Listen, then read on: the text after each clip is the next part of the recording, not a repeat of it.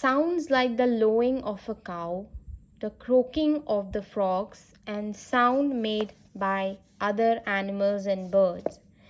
Every time the courtier asked if it was the nightingale, the girls said they had to walk some more. Suddenly, they heard the song of the nightingale and looked up to see the small plain bird. Is that simple looking creature the great songbird we have been looking for? Is it possible that she has changed her color after seeing so many grand people staring at her? Little nightingale, said the kitchen maid, our gracious emperor wants to meet you and listen your song. Will you come to the palace with us and sing for him? My song sounds best in the green forest, said the bird, but I shall certainly come to the palace. It will give me great pleasure to sing for the emperor.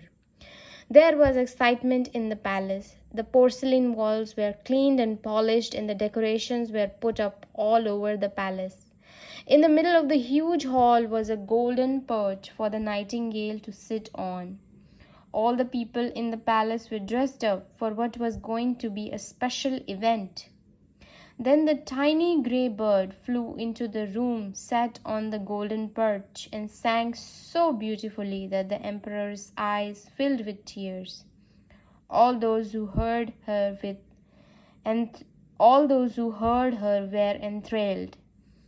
Could such marvelous notes come out of the throat of such a small ordinary bird? The emperor was so delighted that he wanted to hang a golden slipper round the neck of the bird, but she said, I have seen tears in the eyes of the emperor, and that is enough for me.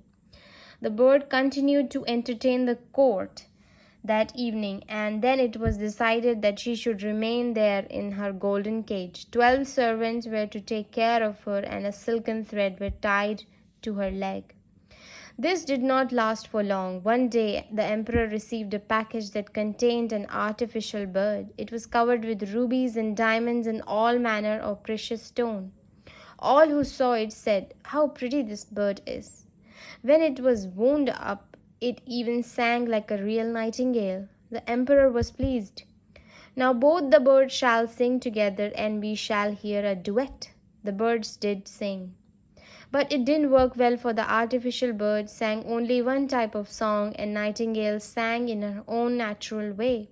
The nightingale then kept quiet, and the artificial bird kept getting wound up and sang the songs over and over again, till the emperor said, give the nightingale a chance to sing also. But where was she? She had quietly flown back to her home in the green forest. What an ungrateful bird, exclaimed the people. Anyway, this artificial bird is much prettier and can sing as well. In this manner a year passed, and soon the emperor and all his people knew the songs of the artificial bird and loved them.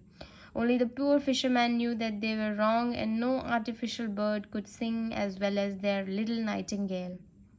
All good things must come to an end, and so it was the artificial bird as well.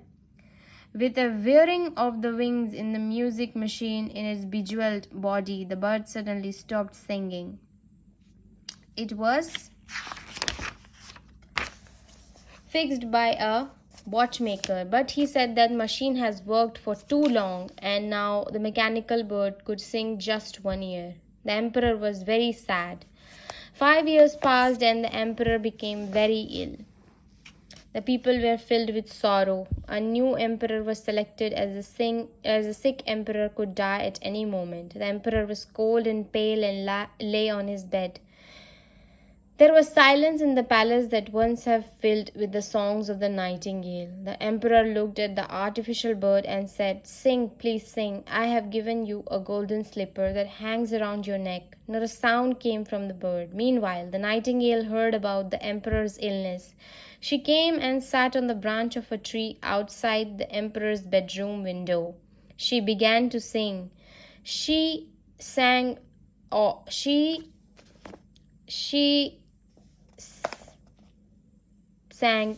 of hope and joy, of peace and love, and the paleness disappeared from the cheeks of the emperor. Blood flowed rapidly in his poor ill body, and his strength returned. On, little nightingale, go on, he said, and the little bird continued to sing. As she sang, the emperor fell into deep sleep. When he woke, he was strong and happy, and the warm sunshine touched him that shone through his window. You will now stay with me, little bird, said the emperor, and you will sing only when you want. I shall destroy the artificial bird. No, your majesty, said the bird. It sang for you and gave you pleasure. I will sit outside your window and sing for you, but promise me one thing. Anything, said the emperor. Please don't tell anyone about me. I shall sing for you and fill you with joy.